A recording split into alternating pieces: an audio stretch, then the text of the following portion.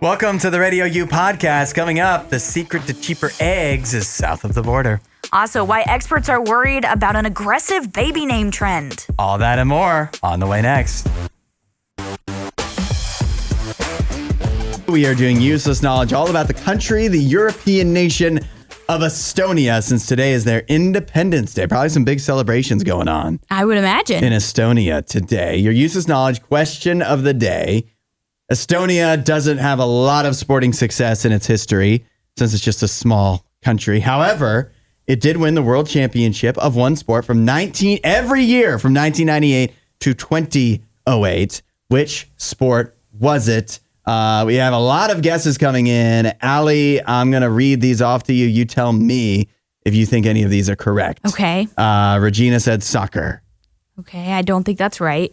It's not right. Susanna says basketball. No. Derek says track and field. I don't think so. That is not right. He had a good reasoning, though. He said the Bengals drafted a player from Estonia, probably an offensive lineman if I had to guess, who was a stud at the shot put. He said. So I like that thinking. Brandon says disc golf. Nope. And Chris says wolf wrestling. Wolf wrestling? I've not heard of that. I don't know if there's our world championships for wolf wrestling. That seems possibly cruel to the humans involved. No, it doesn't seem like many got it correct. Allie, give me a guess. What's your idea? So I was trying to think. I was like, maybe it's a winter sport. I don't know if it's colder there since it's closer to Russia. Mm-hmm. So I was thinking maybe... I want to say a winter sport, but also I want to say weightlifting. Not weightlifting. Not quite. No, this sport, I feel like... Okay, first of all, Brady got it right. It is wife carrying. Wife carrying. Yes. I've actually, weirdly enough, heard about this sport. Yeah, they have the wife carrying championships every year. Estonia had a lot of success for a while anyways, from 1998 through 2008. It's really been dominated by, ever since its inception in 1997, the wife carrying world championships have been dominated by Finland and Estonia.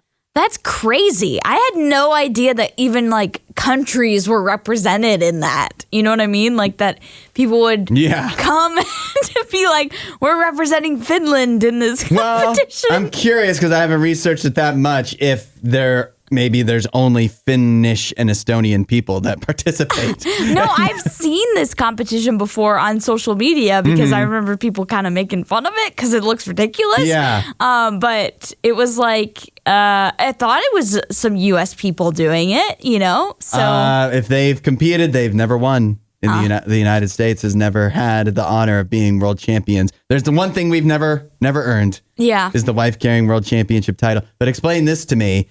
A lot of the in 2000, Margot Usorg was the husband, I guess, in the scenario with Birgit Ulrich and have the same last name. And then a few years later, Margot Usorg won again, this time with Eagle Soul. Oh, scandal. I know. Scandal. Was he actually married? Was he married at all? And if you're not married, does that actually count as a wife carrying? In my opinion, no. No, it doesn't. So disqualified for all we know. Anyway, speaking of Estonia, do you care that if you're in the country of Estonia, you're never more than 10 kilometers from a bog? Sounds lovely. It sounds absolutely beautiful. Yeah. I would like to visit. I'm sure. I think it'd be fun. I'd like to tour all around Europe, including Estonia and its bogs. There is a baby name trend that has been taking off in the past couple of years that has some baby name experts alarmed. First of all, how do you become a baby name expert? I didn't know that was a thing. I would like to get into that line of work because it sounds easy. But the baby name experts are troubled at the moment because over the past several years, they say, and the numbers seem to back this up, that there's been an uptick in new parents and naming their children, quote, aggressive names. Yeah, apparently this is more specific for names for sons, which makes sense. Yeah, once you see what the names are. Yeah, names like Caliber, Wesson, Remington, Ruger, Winchester. These are like guns, right? Yeah, guns. Brands of guns. Weapons. Manufacturers. I think there's also some like mace. So that's just a weapon as well. So that's self-defense. I guess all of these are self-defense if you want to claim that. Yeah. So all of those, right? There's a lot of names that we're including and lumping in here. All of those are like, to me, I don't find that alarming. Like if you hear Remington also makes shavers, don't they? So right. Like, maybe you just really like shaving. Remington is also like a very historical name. Yeah. So it definitely can run in your family. And I know some people that have used the name Remington. They short it to Remy. I'm sorry. If you ever meet a Remy, the last thing I think of is them being aggressive. No, it's Ratatouille. Now, so those, like, they're names and they're other things. Yeah. There's other names on this list. Granted, in all of these numbers we're talking about, I mean, at most it's a couple hundred people a year right. naming their kids this. So, like, how big of a deal is it, honestly? But at the same time, even 13 people in 2022 named their son Dagger, which is crazy. That is crazy. That's a crazy thing to name a child. To have 13 little boys running around with the name Dagger is pretty surprising. But also, people name their kids crazy stuff all the time. Mm-hmm. That makes me question humanity. Yes, I'm definitely of the opinion that you can name your child absolutely anything you want. I'm not of that opinion. You're the one that has to deal with it. Sure. And so I say you can name your child whatever you want, but you can't be upset with me if I make fun of it. Okay. And I'm talking about me as a grown man can make fun of your baby to its face. If you name it Shooter, yeah. You get everything which is on the list. And Shooter is on the list, and that's awful. Everything you get everything, and your child doesn't deserve it. Yeah. But you're doing this to your child, and so that vicariously is on you. It's your problem. Yeah, Ruger, you should know better. Shooter. Come on now, this is terrible. Arson also on the list. Yeah, and arson. Why? As somebody that has had to get on this show and introduce American arson. During the California wildfires. That's a mistake. Don't include arson. And Shooter is the worst one. Yeah. There's like a Shooter every week. Yeah, Shooter's particularly bad. You don't want your child associated with that word, I would imagine. Or like, like manifesting anything. Yeah. We don't want that.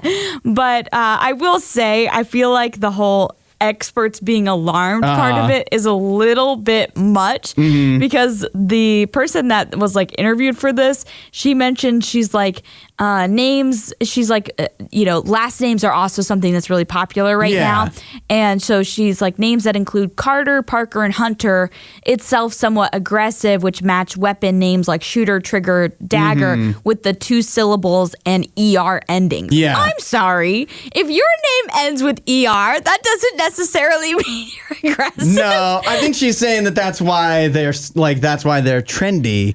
Is because they're those sounding like regular that. names. I definitely read it as like she was saying, if your name ends in ER, it has an aggressive sound. I was like, really?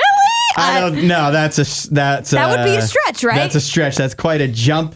But Shooter, Trigger. I mean, yeah, you're asking for. Cannon is on the list. So that's awesome. I have heard that commands respect. I have heard of Cannon before. I would not name my child that, but I have heard of that. I've also heard of Cutter. Yeah. Maybe there's some baseball players with that name. Maybe it's like a reverse psychology thing. Reverse psychology? Okay. Yeah. How so? Well, because how many people do you know that are named Hunter that actually become hunters? How many people do you know that are named Chef that become chefs? Or Cook that become cooks? It's like I don't know anyone named Chef or Cook. It's like, Cook last name. It's like it's almost like you're less likely, like, oh, you're named Cook. You should, what do you do for a living? You should be in the kitchen. Like, you almost don't want to do that, right? Yeah. And so if you name your kid Shooter, it's like they're definitely not, that's the last thing they want to do. Right. Because they're just rolling their eyes because they get all the jokes. And so they don't want to be like that. Or you could end up like that guy from Michigan that played for Michigan a few years ago, Jake Butt, who was a tight end. And what's the last thing he wanted to do? Be the butt of a joke. We got this headline that came across literally like as soon as the show ended on Friday, and I was so upset that I have to wait all the way till Monday to talk about this. The New York Yankees, for the longest time, literally since the 70s, have not allowed their players to have facial hair except for a mustache. They also have not allowed players to have hair that touches their collar. It has to be shorter than that. But that's all changing now for the 2025 season. For the first time in, I guess, about 40 years, at least, almost 50 years, the Yankees will allow their players to have well-groomed beards. What does that actually specifically mean? I don't think we know yet. But they are going to be able to do more than just the mustache. Yes. How do we feel about this, Allie, as Yankee haters? I mean, I think I was telling you on Friday, I actually wish they would keep the no hair, not no facial hair, because obviously they had the mustaches, but no beard policy, because it's easier to make fun of them for such a weird policy to have. Like, it's very neurotic to be like, no beards. But I know the Yankees, they're all about like clean lines, and they're all about, just like looking classy or whatever, even though a mustache is the last thing I think about when I think of classy. Yeah, really. Even though I love mustaches. But yeah, I just think it's funny, and it's hard for me not to make fun of them for, I guess, either side of it, but I do wish they would keep the no beard policy. It's just one more reason to hate them when they had it. Yeah. And now it's one less, so that means one less reason to hate it. But yeah, we still have to make fun of them for it, because now they're going to be like, well groomed. What does that mean? Are they going to get a ruler out and be like, this isn't well groomed enough? And they still can't have long hair, which is fun. Yeah. So I mean, listen, there's still a bajillion reasons to hate the Yankees. Yeah. And I hope they go 0-161 or 162. No, I hope one game is canceled and they go 0-161. But they forfeit or something. But I was thinking about it too, and I was like, why do I hate the mustache so much?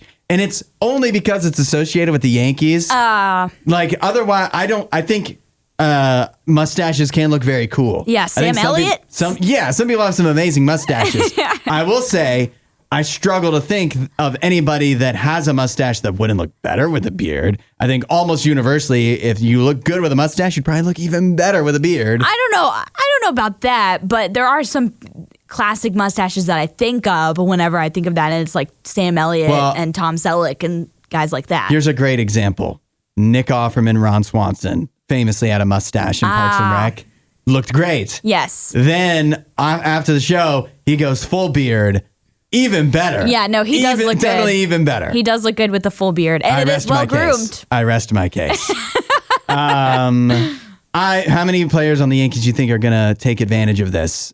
Is Aaron Judge going to be rocking a well-groomed beard? I don't know. That's the thing. I want to see some of these longtime players that have had to live by this policy forever, because Aaron Judge has been on... silly policy. Right. But the Yankees, not the military. What are you doing?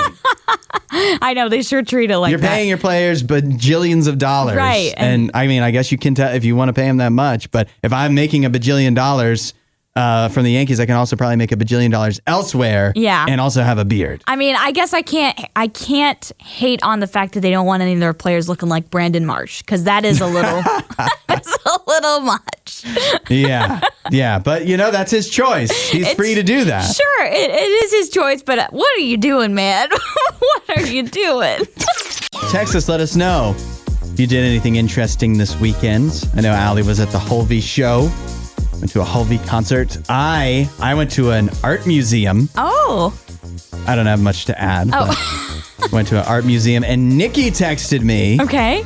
You know what she was doing this weekend? She's in Florida. So guess, Allie, guess what Nikki was doing? I know she was celebrating her birthday.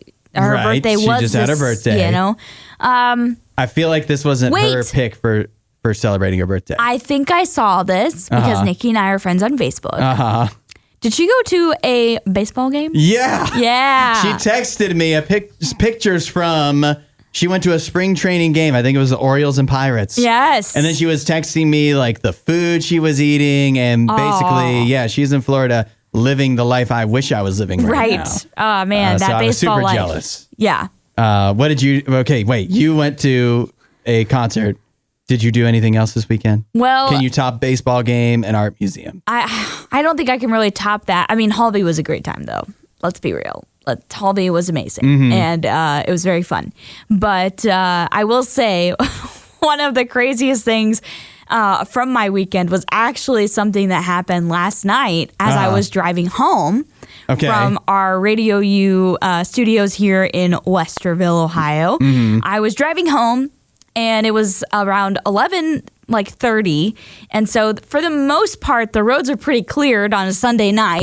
There's not a lot of people driving around, but I was on a stretch of highway that is about 15 minutes from where I live, and the speed limit was 70. So I was going about 75. I'm trying to get home. I'm tired. I know I have to get up at 4 a.m. And so I'm driving, and I'm in this is a 4-lane highway. I'm in one of the center lanes, and beside me is a car that's like a branded car that's for a company. And so it's like a truck almost, a mix of truck and van. I don't even know what type of car it was. But so it's driving, and suddenly I realize it's passing me, and so it's going quite fast, and I don't mind it. Whatever. It's passing me, but I realize on the bumper it says, attention monitored by speed GPS or speed monitored by GPS. And I was like, I guess that doesn't count at 11:25 on a Sunday. On the highway. Because I'm going 75 and they're easily going 80 right now to be passing me in the fashion that they are, because they're passing me quite quickly. Well, they end up slowing down and I pass them. Well, I pass them and then they speed up to get right next to me. And they roll their window down. Oh, no. You're going the wrong way. We're on the highway. We're on the highway. And this guy driving this car puts a thumbs down with the window down. And like he sticks his hand out and puts a thumbs down. And I'm like, what is going on? And so I speed up a little bit more to get past this guy. Not that I'm trying to get around him, but I just, I don't want to be right next to him. Well, I've seen like people that seem clearly drunk driving before, and I'm like, I just want to either slow down or speed, whatever it takes to not be near them. Exactly. That's what I was worried about. I'm like, what is this guy's deal? And now he's rolling down his window and talking to me. Like, this is a little weird. But we keep doing the back and forth. Like I will speed up and he will speed up, and then I'll slow down and he'll slow down. Like he just doesn't want to not be right beside where I'm at. I'm like, this is a creeper. What the heck is going on? So I'm just like, getting a little worried here. But we get to the point where I'm about to exit, and this guy just like takes off and goes on a different exit that's a little bit before mine. But I was just like, okay, wasn't expecting that. A vehicle. I won't give the company name, even though I did take note of that. But I was like, hey, such and such company, if you had a driver that was out at 11:30 on a Sunday going 80 miles per hour in a speed monitored car, now I can tell you maybe what company it was. He probably owns the company. So. Well, yeah, that might be true. So you never found out what the thumbs down was about? I never did. I was like, is he... Do you have any like bumper stickers or anything? No, the only bumper sticker was the attention. This vehicle is speed monitored. Do you have any bumper stickers? No, I don't have anything. The only thing that... Maybe he just doesn't like Dodge. The only thing that's visible in the back of my car is my cardio drumming ball. I'm like, does he not like cardio drumming balls? Yeah, that's an extreme reaction. I don't know. Like since he was monitored by GPS, you should have just really sped up. I didn't want to go like 90 when nobody else was around. I mean, there were enough people around. I mean, this is Columbus. Unfortunately, the roads have people on them no matter what time of day it is. I feel like unless he owns the company, it's going to come back to bite him. I kind of hope so. Yeah. I think he was just drunk. To our Monday tradition, the box office breakdown. Looking at what made money and what didn't in theaters over the weekend. Let us know what you've seen lately. Your review at 8772 Radio U. What looked like a pretty solid installment in the Marvel Cinematic Universe, Captain America: Brave New World, is number one again, but maybe not as solid as it seemed a week ago. Yeah, I already, I guess, looked ahead. I saw this yesterday because a headline popped up on my phone for whatever reason that was like it had a 68% drop or something. Yeah, that's crazy. The third biggest drop from opening weekend to second weekend in Marvel Cinematic Universe history. The only two that had bigger drops percentage-wise from what they made the first week to the second is the Marvels and Ant-Man and the Wasp Quantumania.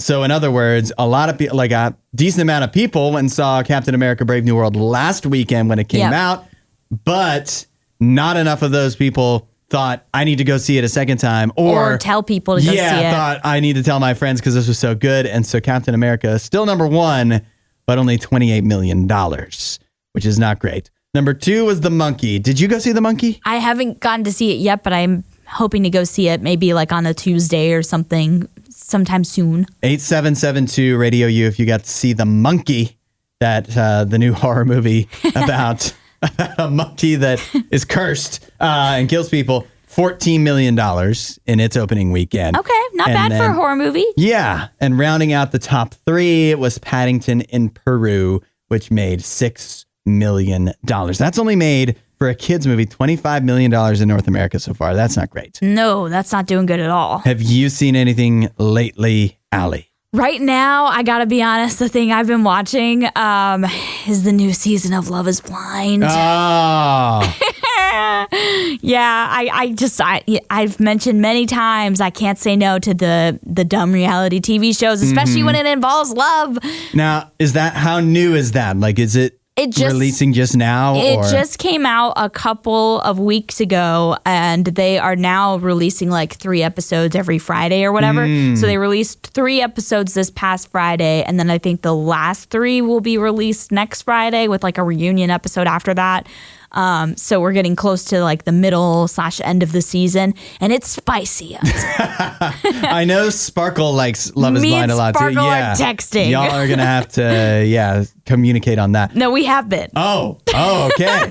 The group chat is alive and well. The Love is Blind group chat here at Radio U. The last thing I watched, I've been working through the Oscar movies. I have 2 left to go.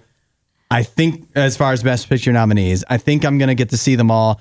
If I miss one, it's going to be I'm Still Here, which is in a different language, which I like a lot of movies that are foreign language, but it's easier to skip over them. Yeah. The last movie I watched is A Complete Unknown, which is the Bob Dylan movie with Timothée Chalamet. Did you like it? It is my favorite movie this year, for sure. I want it to win Best Picture. I don't think it will. I do know that Timothée Chalamet won the Best Actor at the SAG Awards, the Screen Actors Guild, so that's a good sign. Yeah, I saw that was happening over the weekend. For him, and he does all the singing in the movie, as I understand it, which is very impressive. Yeah.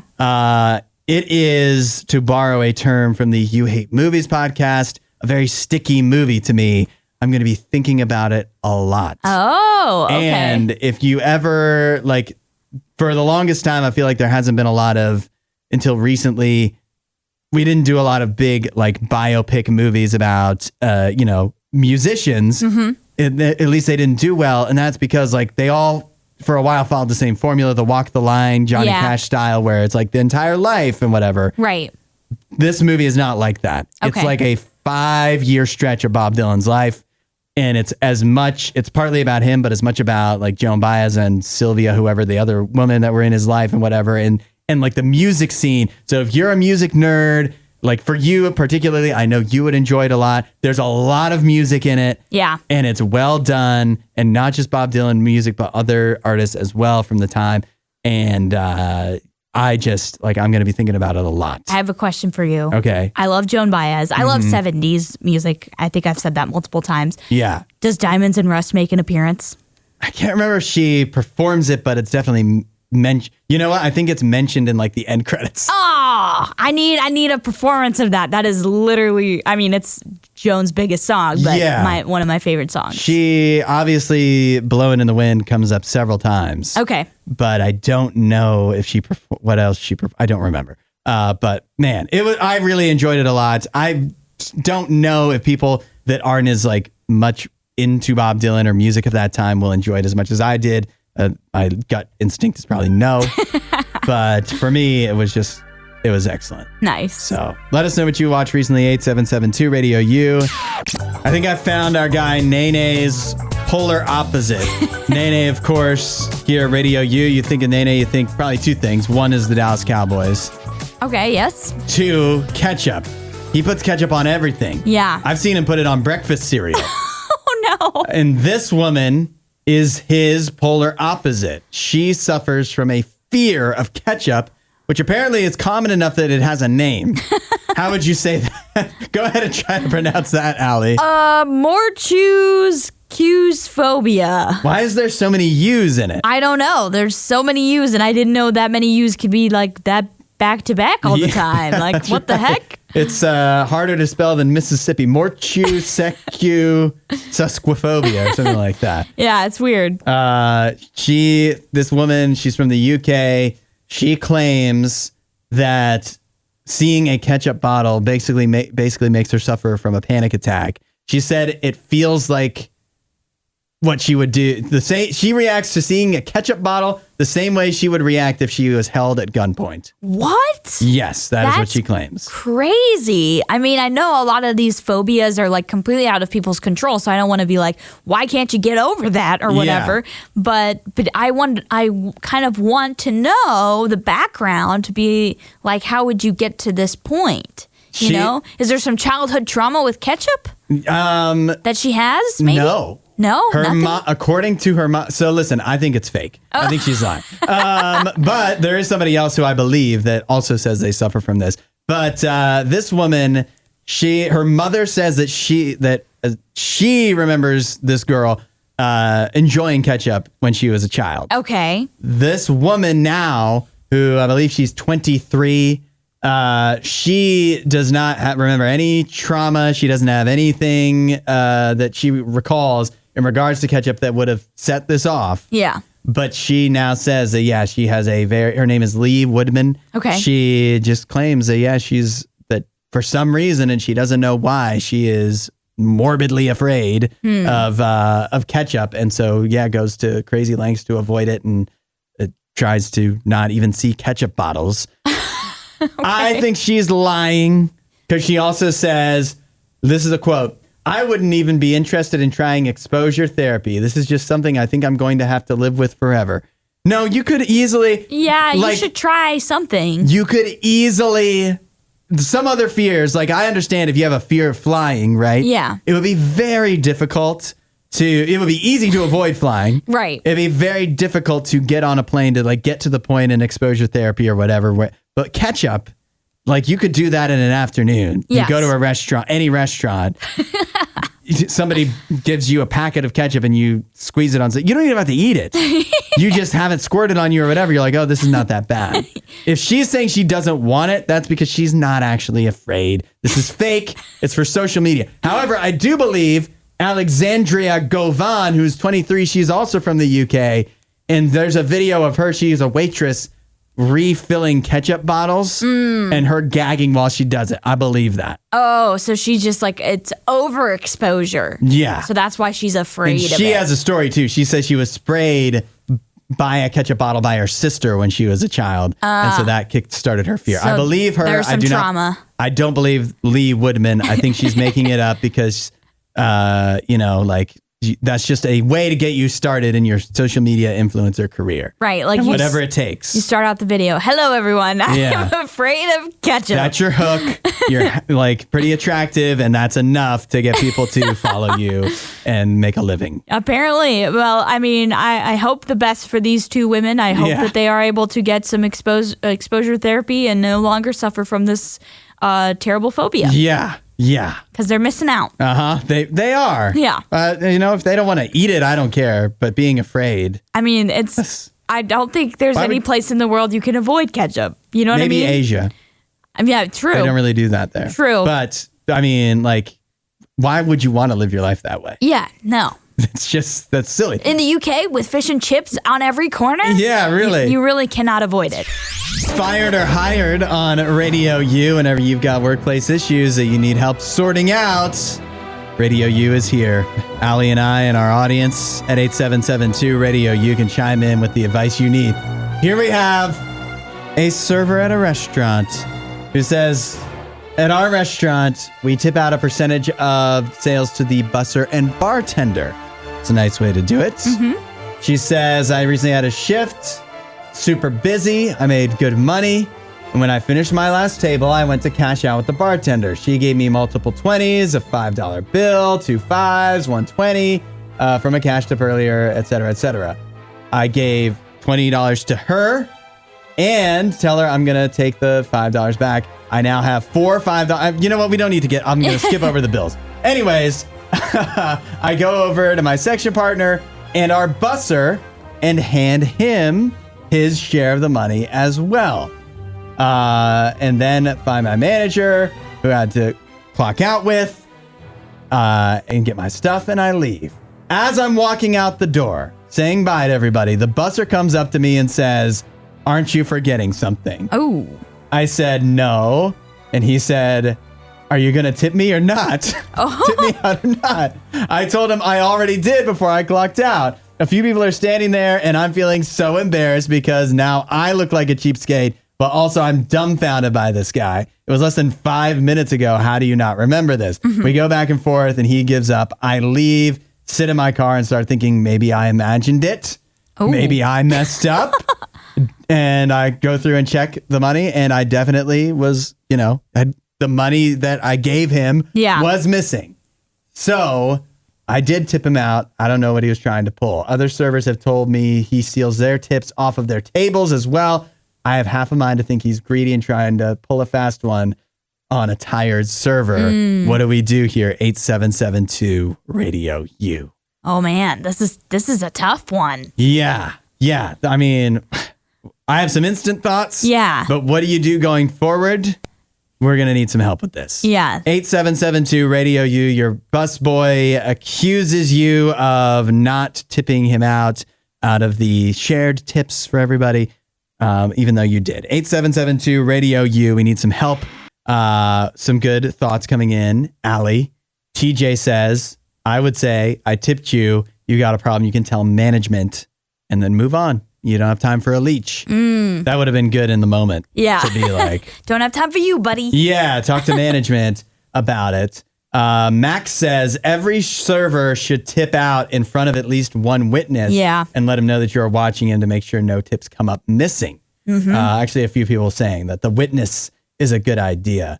Mark also said you could give the portions of the tip that are for the busser and bartender directly to the manager and make it their responsibility. But now I'm thinking, why is this you that's you're having to find witnesses? Right. Or give this to the manager? Like, it's like the Wild West in server land, apparently. The manager should have a policy for this. Yeah. Why are you the one that has to come up with this when you're just a server? Yeah, I would bring this up to the manager. It's above your pay grade. Right. I'd bring that up to the manager to be like, yeah, we need to come up with at least a policy on what to do if someone accuses you of not paying them. Yeah. This is a good one from Monica, who says you should have security cameras in your workplace. Ask your manager to check the footage. That would be a good way to catch him, not only for that, but stealing tips on the tables if he's been doing that as well. Right. I don't know how easy that is, to be honest with you. I mean, it got to be easy, but I mean, also, it sounds like if your manager might not care that much. I mean, apparently. I would hope they would care a little bit, but yeah, that is always a worry that they don't actually care about you at all. Yeah. At a restaurant, like you just, like how service invested industry are they is tough. truly? Then Eric says, present his tip down on one knee like a knight and use a British accent. Pretty sure you wouldn't want the awkwardness of that going forward. That's just make a big scene. That's kind of like the witness thing. Just make a big scene out of it. Yep. He had no problem making a big scene out of you, accusing you of in front of everybody, thinking that he would get you to back down, which you did. And that's actually great that she stood her ground too. Yes. Finally, Dee says, nothing good about this current situation, but going forward, she says, make sure you tip him in front of somebody like a manager or somebody else. Anything to add, Allie? I think we've given some good answers here. Yeah, I was going to say, I think all of the points that have been texted and have been great, and I agree with all of them. Like, involve a witness, get a manager involved if you feel like, this guy is doing stuff that's not okay. Mm-hmm. And yeah, try your best to make sure that there's no way that this person could accuse you of doing something, wrong or cheating him in some way. Yeah. And the simplest thing you could do is just like pull out your phone and record every time you tip or, give him his tip. Yep. That's the least, like the very simplest solution. Just have a record of it. Yeah, have a record of it. Or, I also saw, I think some people were suggesting, you could make a little receipt for yourself, write down when you give out the tips and have the bartender and the busser signature it. So that's a good thing to do too. Yeah, there you go. Just have some kind of record. Yeah. We did Fired or Hired a few minutes ago. A server who had to tip out her bartender, her busser for the night. The busser then claims that she did not tip him out in front of everybody. Messed up, right? Yeah. Justin texted in. He said, I had a DoorDash driver try this on me once. Even though I tipped through the app when he gave me my food, he said, are you going to tip me? What a wild move. Right. But Allie, you're probably a better person than me, so you don't ask yourself this. But sometimes I ask myself, like, why don't I try this? Why don't I try to pull this? Because I said to Justin, I was like, some people, like the busser and our Fired or Hired and this DoorDash driver, like they're just willing to try this on people because they are willing to play the percentages. They're like, I'm willing to deal with the awkwardness probably more than this other person. And so I bet you they'll just cave in because they don't want to look like a bad person. Yeah. Even if they know they did the right thing, right, they're going to cave in and I can take advantage of this. So besides the awkwardness, which I deal with a lot of awkwardness, why shouldn't I just be selfish? It would be better for me. Right, Allie? Nope, not better for you at all. It would be. I'd have more money. Not better for you at all. Your conscience would probably slowly start to kill you. I think there's some. It's the awkwardness that we all try like. We all try and avoid. That prevents us. But some people are just able to push past that, and they're just willing to fake people out, psychopaths, to get a few extra bucks, or whatever it is they need to get their advantage in life. And then once you push past that a few times, all of a sudden, then it becomes a lot easier to justify that, like, you know what, people just give me the money, so what do I, I'm willing to deal with it. But why do I, besides the awkwardness, refuse to do that? Why do I have to talk myself out of it? Mm-hmm. Because, Allie, there's a verse in the Bible. It says, this is the greatest commandment. Yep. Love the Lord your God with all your heart and with all your soul and with all your mind and with all your strength. And the second is this: love your neighbor as yourself. So if you have to love your neighbor as yourself, according to the Bible, according to Jesus himself, then you can't be selfish. Yeah. You have to treat other people. And, some people, like, I honestly get it. You hear the golden rule, treat others the way you want to be treated. Yeah, but why though? But it's because God is saying that is basically comparable with loving God. That is on the same level. The way you love God is loving other people. Right. And that's also like essentially by doing that, you're kind of like cheating yourself because you're setting up an even worse, system and environment that you're now living in where people think it's okay to, cheat on one another. Because now that person that you just cheated may go and do it to somebody else. And that person may end up being you someday. Exactly. Yeah. It becomes a race to the bottom. If everybody is selfish, then, chaos, anarchy is what we are left with. So the only alternative is to do what God said, and that's love others as yourself. But I like that that's what God says, too. Even though it is a challenge to us, it is a reminder, too, that like God says to love him, but like what can we give God that he doesn't already have? We can't do it, but we can show him we love him by loving others, by doing things for others even more than we do for ourselves. Yes. It's a challenge, but that's what God is challenging us to do. Right. Find out what that kind of love means. And sometimes that's hard to find, but God can help you cultivate that in your life to tamp down the selfishness and start finding the joy and love of loving and helping others. Start talking to Jesus about that. Let him show you what that's like. And if you want to know more, you can also go to radiou.com/free gift. We know that inflation has run rampant for years now. We're just used to it at this point. There's one spot, though. One spot where inflation has gotten out of control. Eggflation. And that's thanks to the bird flu, right? Yep. And, something that I've seen people talk about and I haven't really looked into. Why has that made egg prices go up but not chicken? I've seen some farmers going, they're lying to you. The prices should be the same. That's making it up. Whatever. Interesting. Either way. Conspiracies. Yes. Either way, you can't deny that you go to the grocery store, eggs are worth more now. Or they cost more. Yeah. I will say it makes sense that more chickens probably lay eggs than are being slaughtered. You know what I mean? That is true. Yeah. Do we eat hens roosters or only hens also? I don't know. I'm not. These are questions. These are questions that I have. I will never get to the answer of them. But it's not surprising, though, with the price of eggs out of control, that the United States reports that we've seen a big uptick in egg smuggling taking place at our southern border, where between October of last year and this month, there's been a 29% increase in eggs being confiscated versus the same time period a year ago. More and more people trying to smuggle eggs into the United States through Mexico, according to Border Patrol. Yeah, although they did clarify and say that they're not really sure if people are actually trying to smuggle them or if they're just unaware of the law, because people will like shop on the side, on like the other side of the border, and will bring it over. But bringing I guess smuggling is a loaded term. Yeah, bringing raw eggs over is not allowed. It's prohibited, and so they're more saying that a lot of people seem to be uninformed that is not allowed, which makes sense. That does make sense. Yeah, because if there's like let's say you were smuggling eggs, like that was your thing, right? You're like this is our scheme that we're gonna do is we're gonna go to Mexico, buy the cheap eggs, bring them to the United States, and sell them at a profit. Yeah. Then I'd be thinking, but like, who's going to buy it? Where are you going to sell those eggs? You just got a big trench coat and you like open it up. All right, guys, I got all the eggs.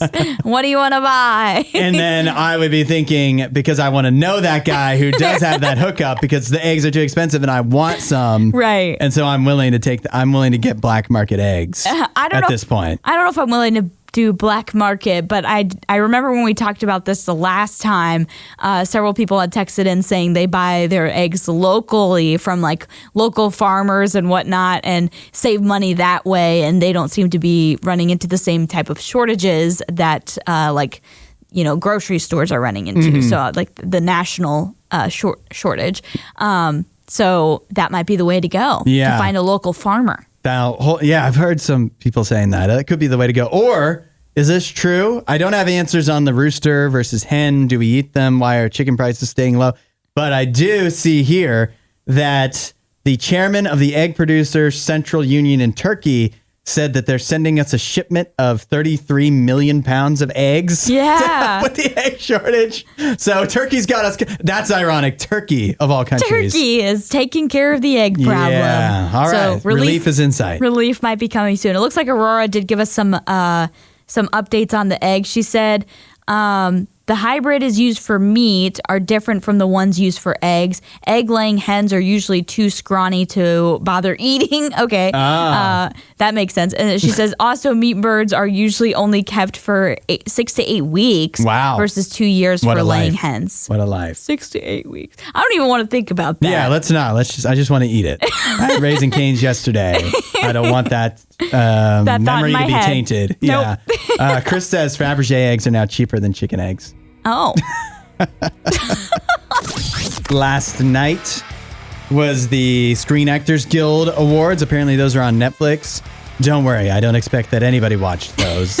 I did get a notification for them from Netflix. You did? Yeah. It didn't work, did it? I was at the Holden show. I'm not turning on the SAG Awards. Something tells me you wouldn't have, even if you were at home doing absolutely nothing. Probably not. I don't blame you. I didn't even watch the SAG Awards, and the Oscars are this coming Sunday night. I'm obviously fired up for that. But yeah. I can only get up for so many award shows. But there was a highlight at the SAG Awards last night. I guess Kristen Bell was the host. At least she was up on stage at some point. And she sang a rendition. It was a parody of Do You Want to Build a Snowman from Frozen. But it was Do You Want to Be an Actor? And it was combined with footage that they had of a bunch of the actors that were, of course, there nominated for different awards and whatever and just attending. And she was basically, do you want to be an actor? And then it would cut to like the actor today, and then basically their first probably role they were ever in. Yeah. It showed Jeff Bridges as a baby, which is hilarious. Obviously, So he's funny. like 70 now. Right. And has a big giant beard and all kinds of hair. But he was in some kind of something when he was a Something baby. with a baby. Yeah, it was black and white. Timothy Chalamet, like showing him as a patient in a hospital. Yeah. Who was the one that hugged Barney? Selena Gomez? Selena Gomez. Yeah. Yep. People are saying this brought them to tears. Allie, you saw. What do you think? I mean, I definitely think it's very wholesome and probably one of the best things that an award show has done recently. Yeah. I feel like a lot of us have felt somewhat disconnected from Hollywood, like celebrities. Just it seems like they are kind of, living in a world of their own, which they are. But, it's felt like we're out of touch from one another. We're living different lives. And so to do something like this, it almost makes them, more relatable because it shows their humble beginnings often. Yeah. We all think of celebrity and you think of them now. But they had to, for most of them, they had to go on some kind of really long and starting off tumultuous journey to get to where they are now and be as famous and successful as they are. Yeah. And then I'm not saying that makes them any better as people or not. No. But it humanizes them. It definitely humanizes them. It makes them more relatable. So if you want to point to something that an award show that they've done well in that, this is probably one of the best that I've seen. And I mean, who doesn't love Kristen Bell up there singing a Frozen song? Yeah. And that's a very popular song. And then showing all of these hilarious images and videos from these very crazy commercials or old TV shows and whatnot. Basically, none of them, like if you saw them in that role at the time, whatever it was, like Timothy Chalamet lying in the hospital bed in House or whatever show it was. Right. You wouldn't have thought this guy's going to be possibly going to win an Oscar in his life. But then there he goes. And it ends with Kristen Bell in her first role, which is some commercial for something. Yeah, it looked like a medicine or something. And she is obviously much younger. Like she has to be a teenager. But isn't it crazy how she looks exactly the same? That's what like, I was thinking. She has not really aged. She is the Paul Rudd of women. Yes. Good example there. Yes, good analogy. Thanks for listening to The Hudson Show. Please don't forget to rate and review the podcast.